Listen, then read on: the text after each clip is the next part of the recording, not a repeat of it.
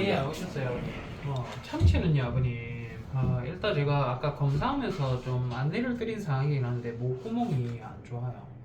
목구멍이 안 좋다는 게 좀 다른 의미기는 한데요. 일단 제가 제일 처음에 했던 것부터 먼저 말씀드릴게요. 일단 제가 엑스레이 촬영부터 먼저 했습니다. 방사선 촬영. 방사선상에 호흡이 지금 아이가 뭔가 불량했었거든요. 호흡하기가 꺽꺽꺽꺽 되면서 힘들어했는데, 일단은 저희가 심폐기능에 문제 있는 아이들이 호흡이 힘든 경우가 있고요. 특히나 대표적으로 보면 나이 많아서 오는 심장병, 아니면 사람들도 나이 들고 이러면 갑자기 뭐 폐렴이 찾아오고 하면서 이제 돌아가시고 이런 일들이 있듯이 뭔가 면역에 대한 게 저하가 되고 하면 얘네들도 폐병이라든지 심장 쪽에 문제가 생기는 아이들이 있습니다.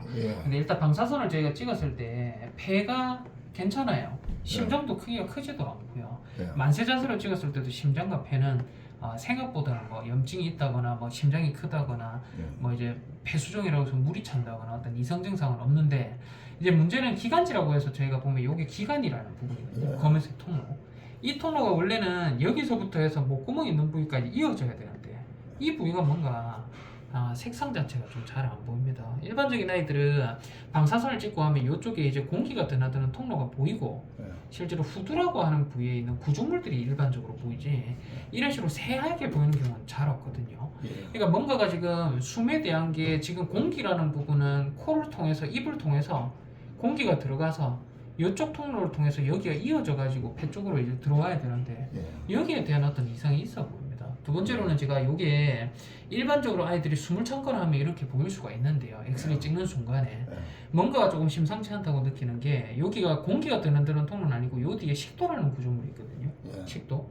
지금 여기 자세히 보시면 요 음영 한번 보이세요? 검게 보이는 요 음영, 요 선 같은 거. 이게 보면 식도인데, 식도에 공기가 가득 차 있어요. 식도에는 원래 공기가 차면 안 되거든요. 숨쉬기 힘든 아이한테 드러나는 특징입니다. 세 번째로는 지금 배 안에 보시면 이거 위인데요. 위에 지금 보면 가스가 가득 차 있잖아요. 근데 위뿐만 아니라 밑으로 내려가면서 지금 장에도 가스가 엄청납니다. 이거는 뭐냐면 숨이 쉬기가 힘들어서 공기를 입으로 머금으면서 자꾸 위장으로 공기를 머금는 현상이에요. 폐 쪽으로 숨을 쉬어야 되는데 위장으로 넘어가는 증상이 보이거든요. 근데 이제 만세 자세로 찍었을 때 마찬가지로 이게 이게 소장이라는 부분인데, 장이 전부 가스밖에 없습니다.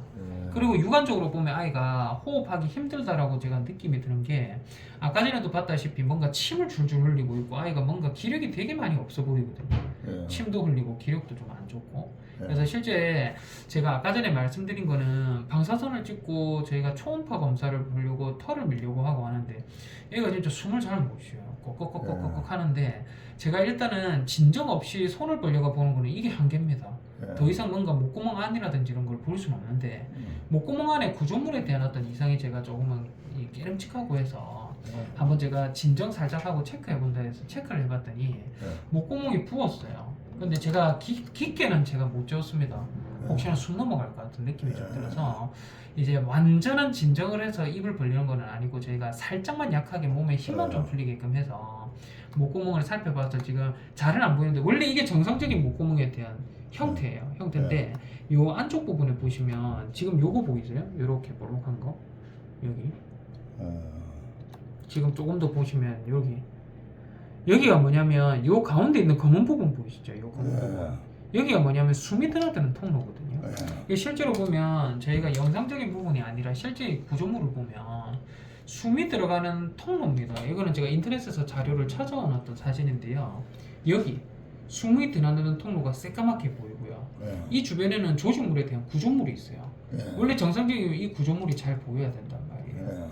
근데 아이는 실제로 저희 보면 이 구조물이 잘 안 보이고요. 요 가운데 있는 요 부분이 공기가 드나드는 통로고, 이 주변이 엄청 부어 있어요. 숨쉬기가 요것 때문에 힘듭니다. 실제로 요 안에 지금 보면 요 구조물인데 뭔가 엄청 부어 있어요. 여기 보이시죠? 여기가 숨이 드나드는 통로가 충분히 열렸다 닫혔다 해야 되는데, 이 주변이 왠지는 몰라도 엄청 부어 있어요.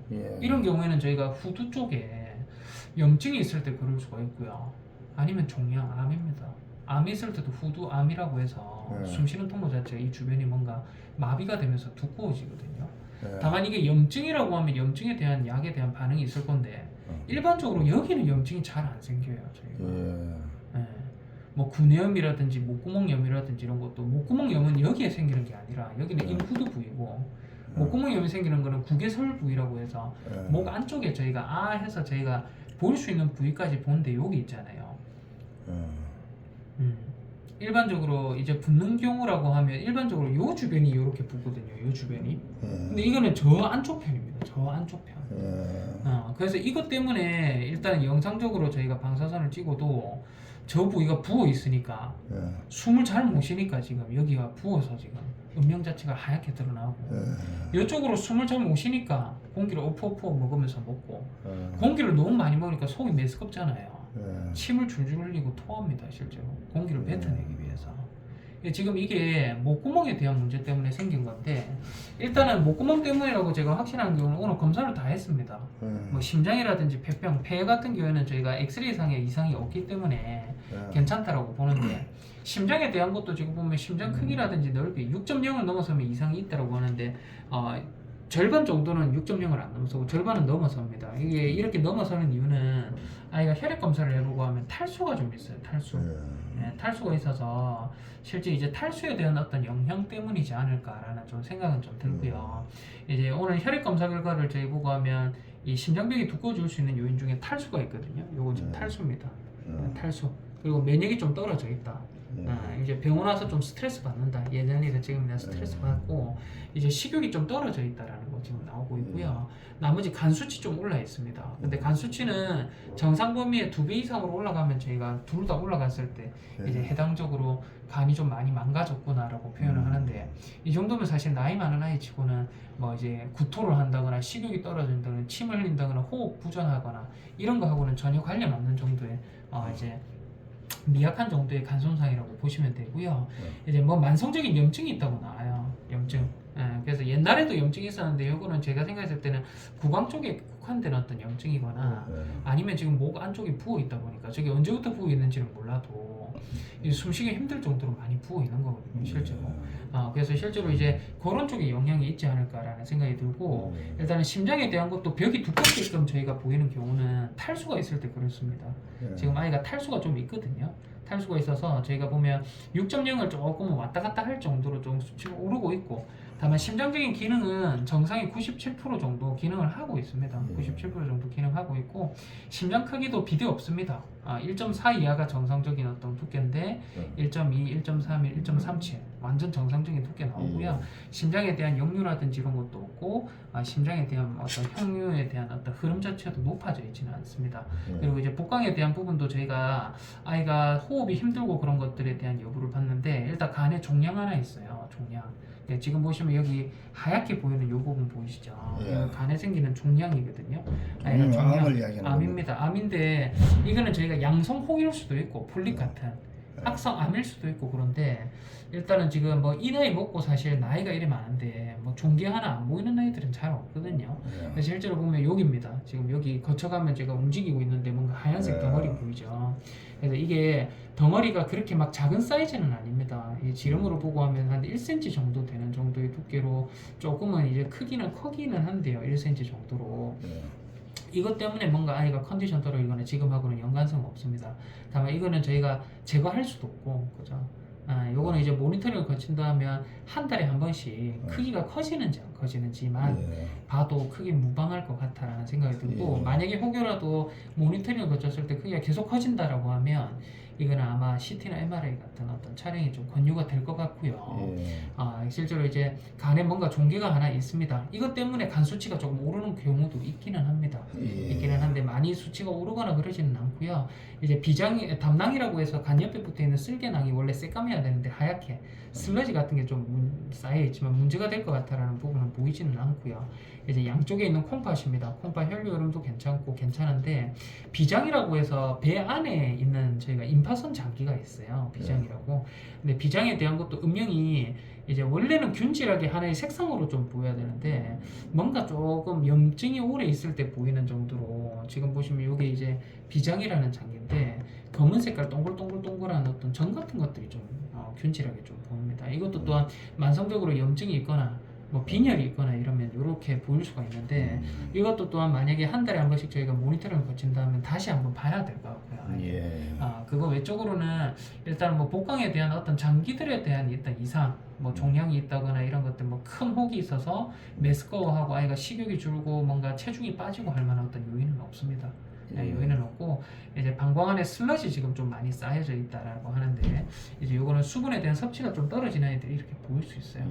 그래서 심장도 그렇고 저희가 기본적인 거를 오늘 뭐 이제 토를 자주 하고 이런 아이들 뭐 췌장에 대한 문제 있을 수 있고 갑상선에 대한 문제가 있을 수 있고 그런데 오늘 전반적으로 저희가 다 체크해 봤거든요.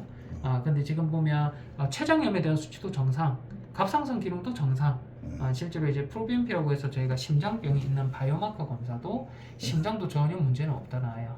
그리고 폐하고 심장도 문제가 없고 오늘 전반적인 건강 상태에서 괜찮은데 딱 하나 문제가 되는 거는 이 기도라는 부분에 있는 후두에 있는 부위거든요.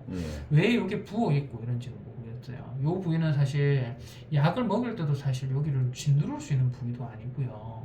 뭔가 자기가 음식을 먹다가 뭔가 이 부위가 자극을 받을 만한 어떤 요인들도 고양이들은 잘 없거든요. 원인을 찾아낼 수 있는 방법이 없습니까?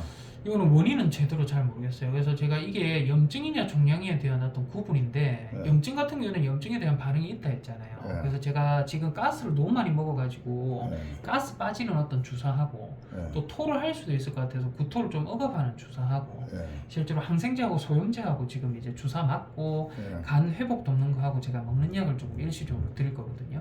그래서 약은 길기도 아닙니다. 제가 3일 정도만 약 좀 드릴 거고요. 3일 먹고 난 뒤에는 반드시 아예 한번 봐야 될 것 같아요. 청진도 제가 한번 들어보고 기본적인 기초적인 거 제가 한번 보고 검사 없이도 그냥 약만 처방 더 하면 되겠다 하면 약 처방 더 드릴 거고요. 만약에 여전히 호흡이 힘들고 그러면 목구멍이 부어 있는 게 어느 정도로 가라앉았는지 또 마찬가지로 살짝만 좀 진정제 도입하고 목구멍 상태를 한번 봐야 될 수도 있을 것 같아요. 반응이 있는지 없는지. 근데 만약에 점점 약 먹는데도 불구하고 악화가 된다. 아니면 실제로 3일 뒤에 봤는데 제가 봤을 때는 전혀 변화가 안 보인다 하면 이거는 진짜 CT나 MRI 촬영이라든지 기본적인 거 보러 가야 될 수도 있을 것 같아요. 그래서 간에 대한 부분하고 지금 담낭에 대한 부분은 좀 그렇게 좀 보이고요.